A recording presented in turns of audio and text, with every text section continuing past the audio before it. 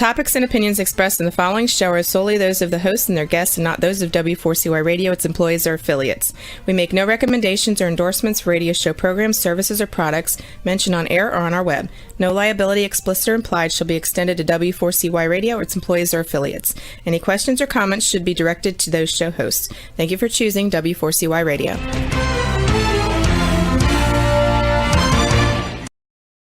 Welcome back, everyone, to the Geeks, Geezers, and Googlization Show, the home of Googlization Nation, where we talk with HR and business thought leaders about the crazy shift going on in the world of business, technology, and HR. Here's your host, Ira Wolf.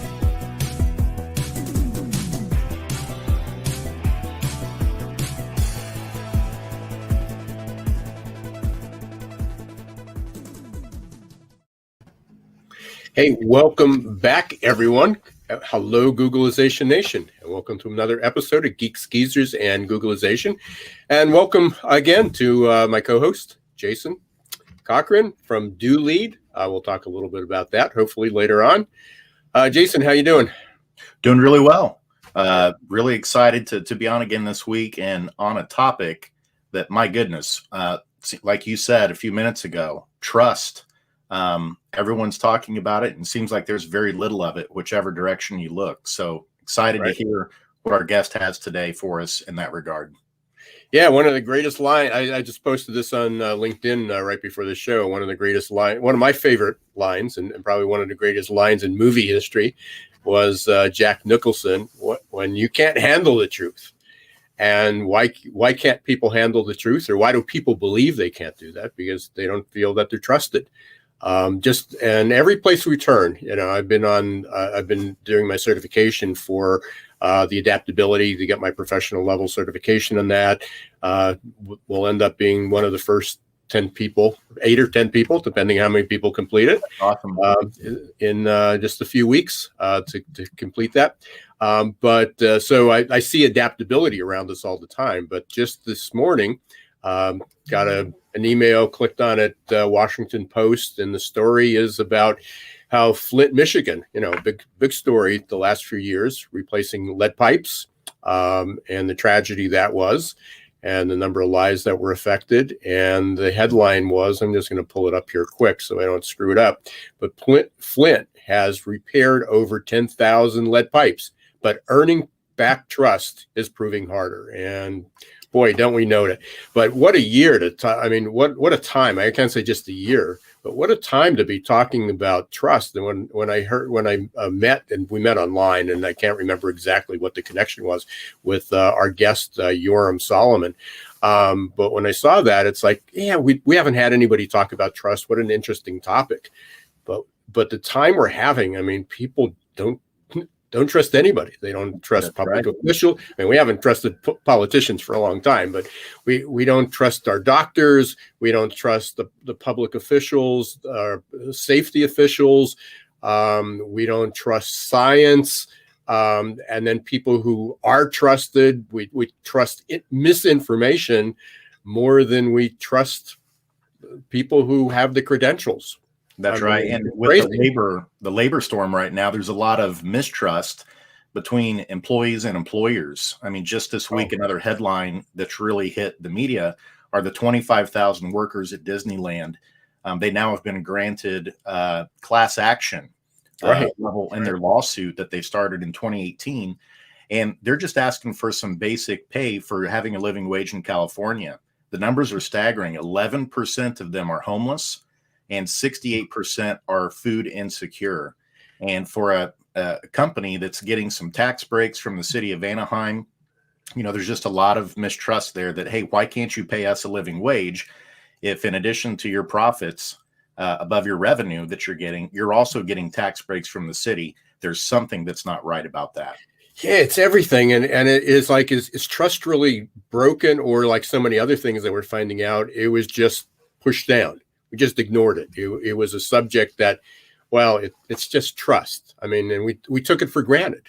you took trust for granted that it was there or that it wasn't as bad. And apparently it's bad because there's a lot of this is coming out. So really excited today to have Dr. Yoram Solomon join us. Right before that, I want to, I put a poll up the other day, Jason, on LinkedIn. I know you saw it and you shared it and appreciate it. And it was about what's the number one cause of labor shortages in the market today. And I won't tell you what it's real quick. There's only 4 choices because that's what LinkedIn limits you to. But there were 4 choices. We've got about 600 or 700 results already. We had 22,000 views. People saw it. It's still sharing, and which was remarkable. So there is the website, and especially if you're just listening on a podcast, it's rebrand.ly, rebrand.ly/PLS poll, which is perfect labor storm poll. And real quick, it'll take you a second. There's a great conversation on there. We have quite a few comments. People are sharing their stories, what they thought it should have been, or agreeing, confirmation. Some other experts in there, so it's not just me. But really, if you'd go up there, and Roxy, if you can show the QR code, if you're watching, you might need to pull. Yep, there you go.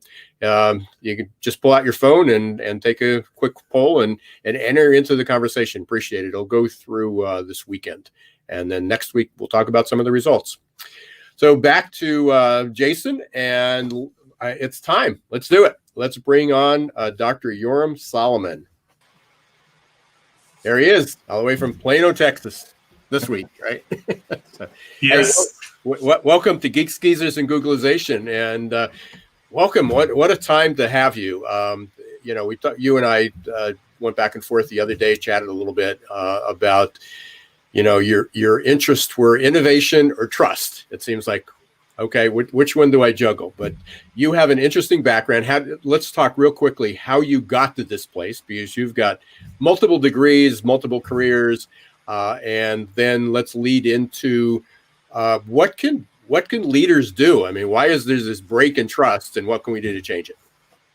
Yes. Well, the reason I got there, it's kind of a funny story. By the way, I was listening to you from back there in the green room, and it goes, "You can't handle the truth," and you gotta put yourself into it. But I started with innovation, just like you said. I started with innovation. I was trying to help companies innovate, be more innovative, and what I found was that ideas never stuck. And so that was the time I was working on my PhD research. And the topic that I was choosing for that was, why are people so much more creative in startup companies than they are in large, mature companies? I started startups, I sold startups, bought startups, but at the time that I was working on the dissertation, I worked for a very large company, and I could feel the difference. Well, 2 years of research, interviews of people and companies in the US, Canada, China, Europe, and Israel, and I can boil the answer to just 2 words: innovation culture. So I started working on innovation culture. That was the time I published my 7th book, Culture Starts With You, Not Your Boss, which I really do believe in. Culture starts with you, not your boss. And I was interviewing a potential client at the time when I started going over those components that make for a culture of innovation.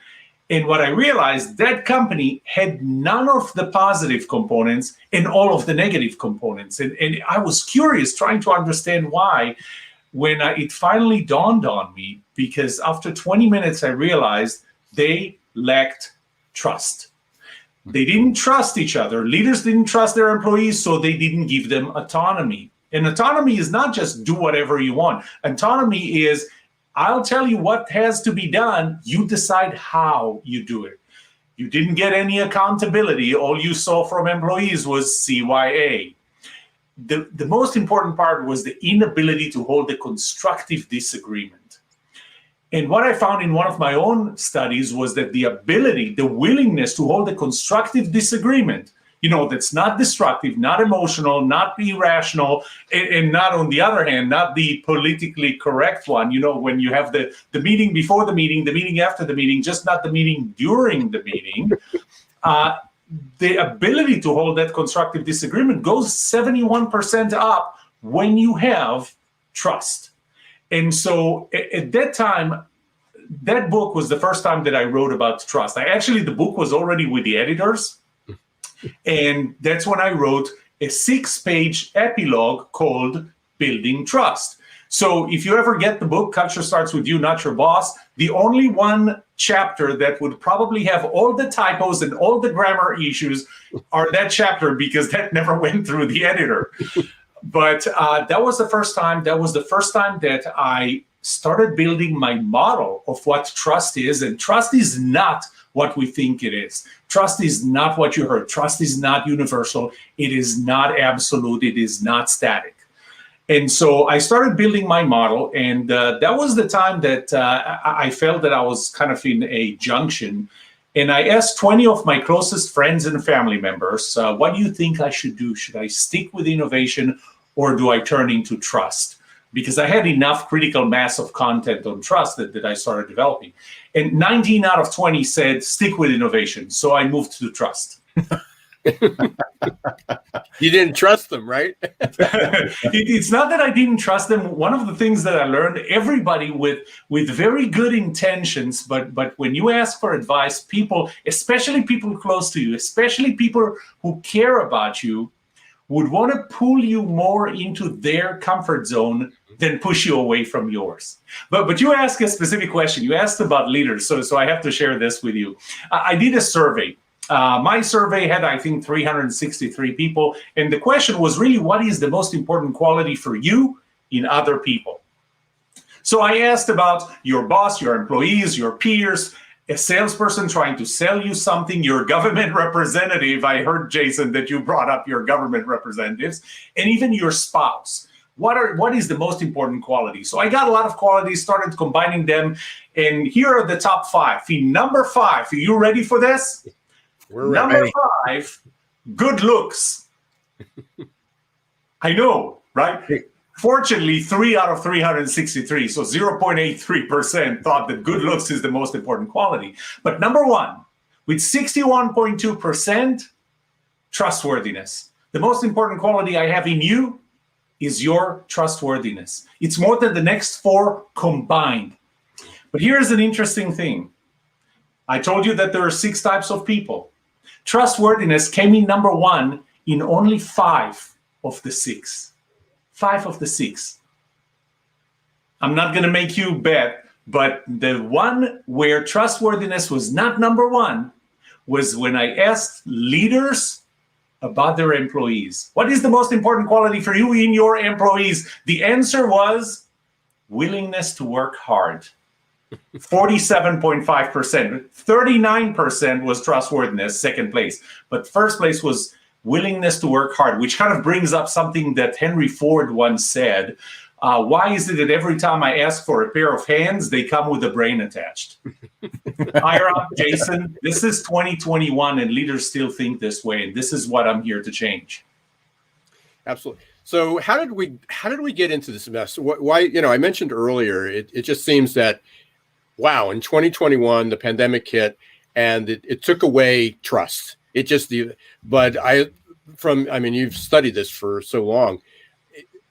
Was it just brewing underneath? Was there this lack of trust, and the pandemic just exposed how fragile it really was?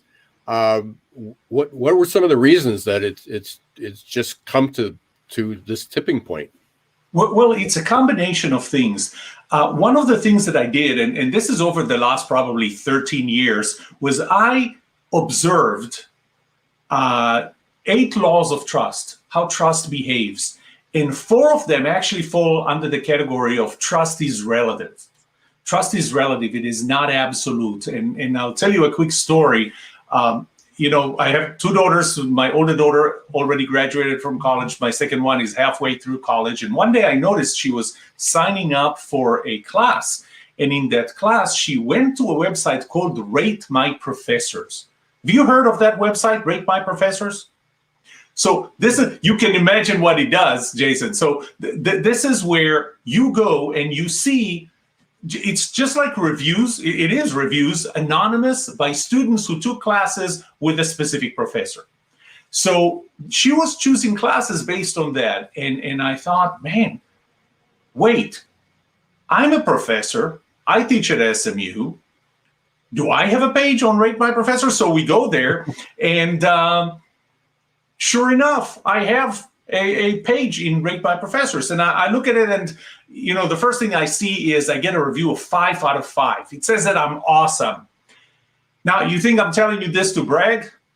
Actually, yeah, that was the number one reason. But number two reason, get ready for some vulnerability. By the way, and vulnerability is a very important ability and willingness to be able to hold a constructive disagreement, the willingness to ask stupid questions and suggest stupid ideas. And it's 240% higher when you have trust than when you don't. So here's my vulnerability, okay? The second review, 1 out of 5. I'm awful. Professor Solomon is arrogant, condescending, uses his own material as class material and so on, but he's a good grader. At least there was one good thing. So why did I bring this up? Because I don't know who wrote those. They're anonymous. The one thing I can see from those reviews, both reviews were put for the same class at the same semester. These two students sat together in the same classroom. Trust is relative. Each one of them saw me differently. So to your answer, what has changed?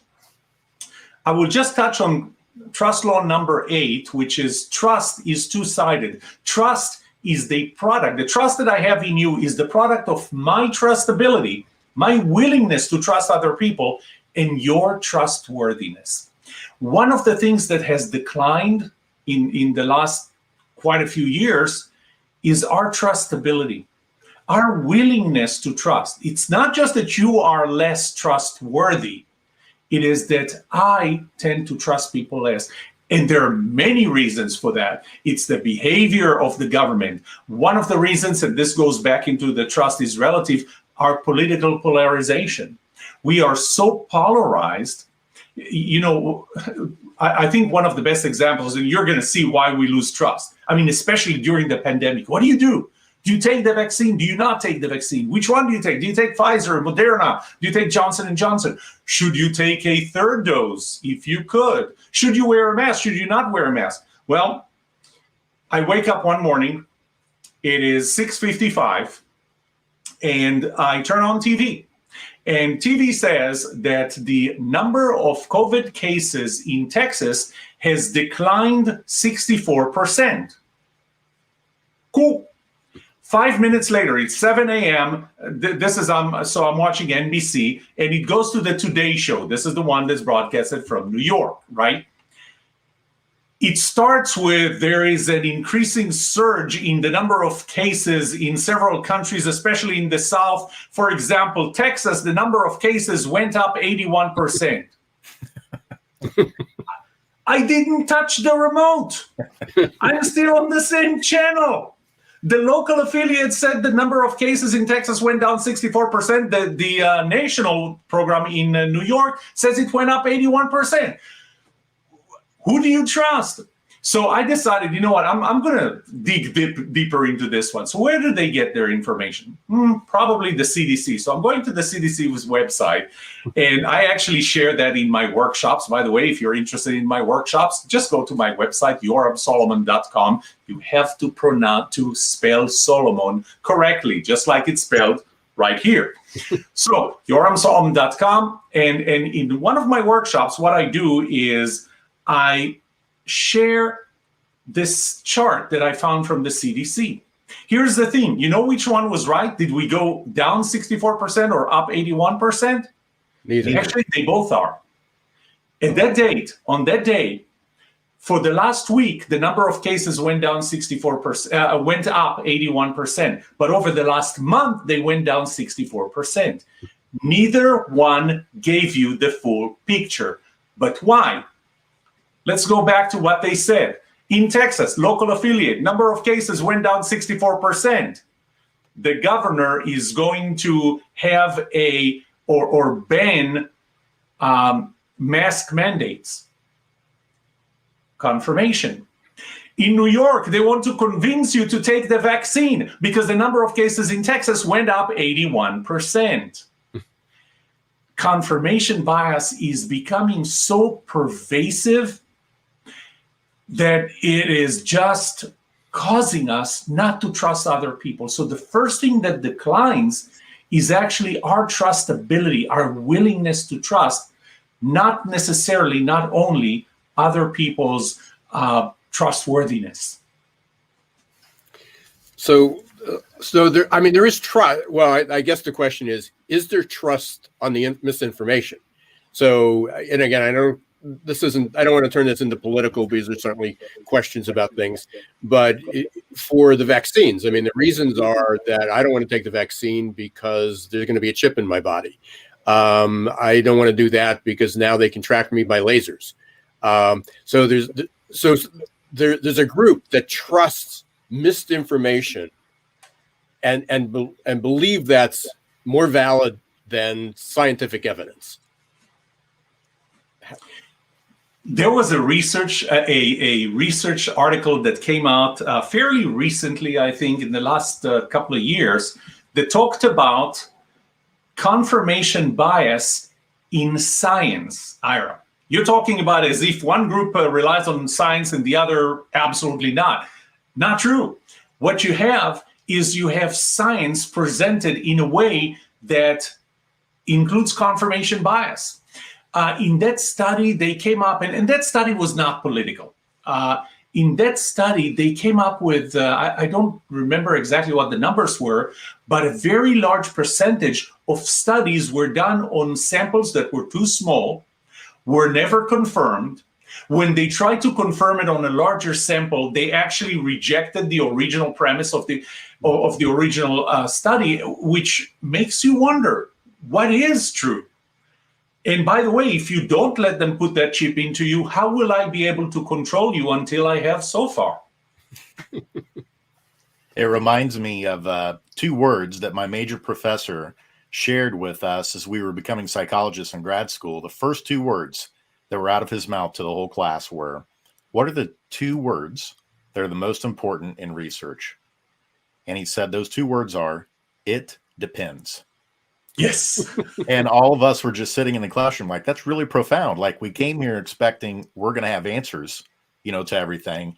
And it was just a subtle reminder of, context matters, even within, the realm of research, that you have to consider that there's exceptions to rules, that there's so many different factors and variables that go into explaining causation or correlation and things like that. And so I think that parlays perfectly into what you're talking about there, that trust, it is something that's fluid. And sometimes things change where something that might be true for one person may not be true for another, given certain factors or variables that we may not be privy to. Yeah. But something, I want to take it to the other side as well. I talked about us losing our trustability, our willingness to trust others. But I think we're starting to play fast and loose with not just with facts, but with other things as well. And I'm going to share one of my biggest pet peeves, and that's best-selling. Everybody's a best-selling author. By the way, I'm here to say I am not a best-selling author. I checked 7 different dictionaries and encyclopedias to see what does best-selling author, best-selling book, what does it mean? And what do you think? If you're about to, let's say, hire me to do something, and let's say that I have used I describe myself as a best-selling author, which once again, I am not. But let's say that I did. What do you think? You're thinking, oh man, his books sell what? 1,000 copies a month, 1,000 a day, something like that, right? Here's what you don't think. What you don't think is that what gave me the ability to say that I'm a best-selling author is the fact that I took my book on Kindle, reduced the price from $14.99 to 99 cents, which is the minimum you can reduce it to. I got 3 of my closest friends to buy this book, which, by the way, ahead of time, I categorized in the sex psychology of cats. even though it's a business book, because there are not too many books in that subcategory. And because of my 3 friends who bought this book for 99 cents for 7 minutes, my book was listed number 1 in that category. I took a screenshot of that category. And from that moment on, I'm going to call myself a best-selling author. Is that what you think is a best-selling author? You just blew my dreams. Yeah. So the thing is, when we are doing that, when people are doing that, 2 things happen. One is, I will never, ever trust someone that says he's a best-selling author. By the way, the first thing that I do is I go and verify. I go and I check, how many books do you have? So it's a little harder to check it on me because book number 15 just came out last week. But you go and you find each one of my books, see where they rank, then find the calculator to see how many of those I sell in a day or in a month, to see if I really should be using the phrase best-selling author. So I think we are allowing ourselves to do things like that, and because of that, other people don't trust us. But it's really because we are not trustworthy. Jason, I think you had a question. Yeah, one more. Another term that we hear thrown around right now, Yoram, is this term psychological safety. It's kind of become the word du jour of 2021, and came out of a Google study where they found like the top thing in order to have those crucial conversations, healthy conflict, as you were putting it, was establishing psychological safety in organizations. The question for you is there a difference between trust and psychological safety? Or what is that relationship or distinction between those two, or are they the same? You know, it's funny that you brought this up, because they're very, very related. Why do you trust? Why do you trust? I mean, you trust. Let's say that you didn't trust anyone. You are in a certain situation right now, a certain stage, a certain place. You want to get to a better place, right? But you can't do that by yourself or without even pushing yourself beyond what you are currently doing. For that, you must trust. You must trust yourself, maybe. You must trust God. You must trust other people or other things. But when you trust, you are hoping that you're going to get to a better situation. But unfortunately, this also brings risk. And so you feel safety when you trust. You feel above that line, that line that correlates between the risk that you're taking and the reward and the danger that you're exposing yourself to, because those two, as you know, no risk, no reward. So these two are linked. If you're above that line, you feel safety. You feel safe. If you're below that line, if there is not enough trust that you have to get you to the reward you want to get, you're below that line and you feel danger. So, I mentioned that we want to have a constructive disagreement. And constructive disagreements in my previous research showed that has a very strong correlation with innovation and productivity. So we want to be able to have this constructive disagreement.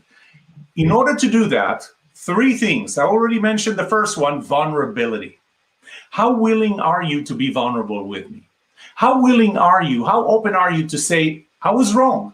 By the way, there is an advanced version to I was wrong, and that's I was wrong, Jason, and you were right. That's harder than just I was wrong. So there's I'm sorry. There's it was my fault, my mistake. That's on me. People are great in saying the buck stops here, but then somebody else has to pay the price. No, accountability is the buck stops here, and I'm going to pay the price.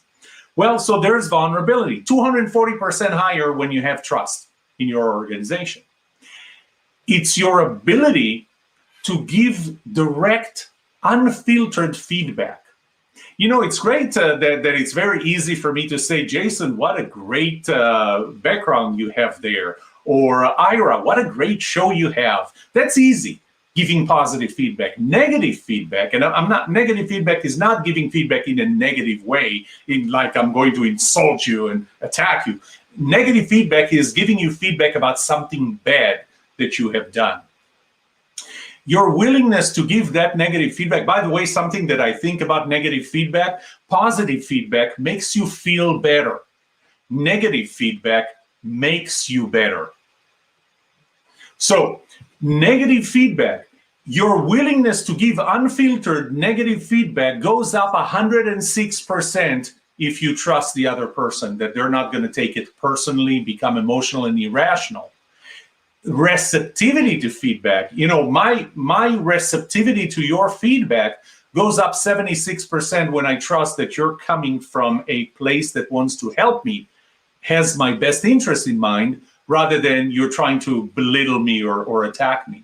So back to your psychological safety. Psychological safety will only exist when you have trust. It's not the same things. Psychological safety depends on having trust. If you don't have trust, you don't feel safety. You feel danger. And this just ties in so well with what I've been working with this adaptability quotient, the AQAI, is there are three components. There was our abilities, and that's what everybody wants to improve. You need more grit, you need more resilience, you need more mental flexibility, you need mindset, you need to unlearn your bad behaviors. And it's all that burden's all put on the individual. But the environment is so important. And when we talk about the environment in which you adapt or innovate or grow, we're measuring company support. Do you feel that the company's got your back if you make a mistake? What is that about? It's not about adaptability. It's about trust. Do I trust that if I make a mistake, if I try something new, if I say something, if I point out a mistake, that am I going to have a job? So it looks at company support, team support, emotional health. Emotional health, Jason, is psychological safety. That's what it talks about, is do I feel safe to be able to fail? Can I fall down and not worry that everybody's going to walk over me or attack me? And then there was about job stress and work environment, but it's incredible. I mean, the tie-in with this, that the focus is, in order to become more innovative, in order to grow, we need to become more adaptable. In order to become adaptable, let's teach all these people all these other skills, but it's about the culture. I mean, if you don't create that environment that there's a sense of trust, you can't give feedback, you can't make a mistake. Everybody covers it's CYA, and no wonder you can't innovate and grow. You know what? It's funny that you bring those components, because I'm going to share something with you, but that's in secret. That's just the three of us, because nobody else is listening right now. There are 6 components. That's the model that I started back in the book, Culture Starts With You, Not Your Boss, in 2017. The same 6 components I started with, I still am using today. And they're in 2 groups. One group, and that's the group you touched on, that's the who you are. The who you are that makes you trustworthy or untrustworthy. The other three components are not who you are, it's what you do during an interaction. Because during an interaction, you can accelerate growth, accelerate decline, or just have growth or decline. But the who you are, to me, is made of 3 parts. One is your competence. Are you competent? And by the way, trust law number 2, trust is contextual. Competent in what? I mean, if I need you to fly this plane, just yesterday I met with a new client, and it's an aviation company. I'll leave it at that. And we talked about trust, and I asked them, "Do you trust me to fly one of your jets?" And they look at me and like, "No, we don't know anything about you." At some point, I said, at the end of the workshop, I'm going to leave you with 4 statements. 1, V1. 2, rotate. 3, positive rate of climb. 4, gear up. As soon as I said these 4, which by the way come from a checklist for every jet, they go, okay, so he knows what he's talking about. My level of competence just went up. So competence in the context of what I need to trust you with. When I served in the 35th Airborne, I needed to trust people with what they do. When we enter a room, that I'm going to go to the right and they're going to go to the left. And by the way, the reason is because I'm left-handed and I would carry the rifle slightly to my left. That's why I go to the right. They had to trust with what I do behind the rifle. They don't need to trust me in flying a plane, but they needed to trust me behind the rifle. So competence. The second one I already mentioned, because it's relative, trust is relative. It is the personality compatibility. And that name has changed for me over the years. It started with shared values, but it's more than shared values. It's how our personalities are compatible. They don't have to be the same, but they have to be compatible. There are certain things that are on the absolute side of things, like telling the truth or lying. And Ira, back to you. You can't handle the truth. So not telling the truth, telling lies intentionally and knowingly, nobody's going to trust you. But now you're going down to things where they're just different. It's not bad or good. It's just different. You know, I'm an extrovert. Could you tell? I'm an extrovert, and there are introverts, and extroverts and introverts don't get well that well together. There are people who like to take risks. I like to take risks. People who don't like to take risks don't get along with me very well. I think that they're just holding back, and they think that I'm reckless. So that's the second part, personality compatibility. But the third one you touched on, Ira, is the situation. This is a situational one. So are we on the same side? Are we on the same side of things? Do we share the same vision? Do we share the same mission in a company? But we can share something else, oddly enough. We can share the same enemy, and it will increase the trust between us. Right. Can you think of an enemy that we have right now? It's this little bacteria, not bacteria, it's a virus. Right. The coronavirus, COVID-19. That's a common enemy. And that actually is probably the one element during this pandemic that increased trust rather than reduced, because we are on the same side. There are 2 days in history that the level of trust was the highest ever here in the US. It was December 8, 1941, the day after Pearl Harbor, and it was 9/12, 2001, the day after 9/11. The level of trust was amazing because there was an enemy and it was on the other side, while you and I were on that same side. Pretty amazing. The connections, my brain's exploding and drawing all these things that I've heard. And it was like, oh, the issue, we're focused on the wrong issue. We're trying to fix the problem or find the solution. And the challenge is we need to work on trust. I mean, we can create the environment. We can reskill, upskill, give all these people all these abilities. But ultimately, the measure isn't like what I'm talking about. Like when we're measuring AQ, adaptability quotient, the ultimate goal of adaptability quotient should be, the measurement should be trust. If everyone trusts one another, it'll work out. Yeah. If we, go ahead. It's funny. By the way, the reason your head is exploding is because I still have the laser on you. So hang on. Okay, better now. The laser is off, and so the chip is not being sensed. It must have been the vaccine I got. So when I decided that I'm going to be working on trust and spend essentially the rest of my life researching and teaching trust, was when I realized that starting with innovation, trying to help organizations with innovation is like building a building starting with the second floor. You don't start with the second floor. The first floor, I already got to the first floor, which is innovation culture. But then I realized that you don't even start with the first floor. You start by pouring the foundation. And the foundation is trust. And it's just like when you go to the doctor, the first thing that they do is they give you a remedy, but they give you a remedy for what? They give you a remedy for the symptom, not the disease. You need to, and again, I'm not here pushing for vaccinations or not. I am vaccinated. But we need to work on improving your immune system rather than fixing the symptoms. Mm-hmm. And again, I'm using this as an analogy. You need to be working on what are the reasons we don't have trust, rather than trying to give you another way to innovate, come up with new ideas to be more productive. How about if we fix the reason? And the reason is lack of trust. And Yoram, you mentioned remedies there. Are there some remedies for our listeners today? Are there some basic things that are kind of universal, that regardless of whatever the context, the size, the vertical, the industry that they're in, are there some core building blocks of that foundation, the remedies that they can start taking today to start building trust with people in their organization? So it's funny that you asked that, because we really didn't talk about that before. When I do my workshops, I'm sorry, I'm going to plug this here. When I do my workshops, typically I start with explaining the 8 laws of trust, the 6 components of trustworthiness, and then I give a 7-step process to help every person become more trusted. But there is one more session that I do, which I call 10 habits of trusted people. Because over the years, I did identify 10 of those 10 habits that people who are more trusted than others do use. I'm going to give you one example. Just start with, it's kind of funny.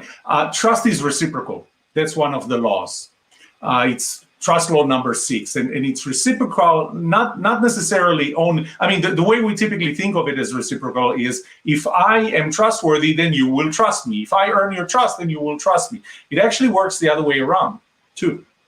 I use my daughter as an example, Maya. When Maya was about a year old, she lifted herself from the ground, from the floor, and she realized that she can stand. Well, once she realized she could stand, she thought, oh, you know what, maybe I can walk. And she realized that she can walk. Well, after she learned that she can walk, what do you think was the next time she tried? Running. That's right. She started running. And the first time she tried running, what do you think happened? Fell. She fell, exactly. And what do you think she did when she fell? Cried. No, she didn't. She got up. I knew you were going to say that. No, she didn't. She didn't cry. She looked back at me to see what my reaction would be. And if my reaction would have been, she would have started crying, because obviously something terrible has happened. But if you would see that my reaction is, get up, keep going, she would get up and keep going, because apparently that was not terrible. Trust and trustworthiness work the same way. If I trust you and I show you that I trust you, you will behave in a trustworthy way, because otherwise, Jason, especially for you, you're going to suffer from cognitive dissonance, right? Mm-hmm. So to avoid cognitive dissonance, if I feel that somebody trusts me, I behave in a trustworthy way. So one of those 10 components of what makes a trusted person in general is you start with trust. You trust other people a little more than you feel comfortable trusting them, because then you force them to go up to that level of trust. Now, unfortunately, their trustworthiness might be higher than that, and you're actually pulling them down because they go, well, he doesn't trust us enough. But that's one of those elements, trust them. I'll give you another one and see if you want any others. But this is empathy. And empathy is not pity. It is not compassion.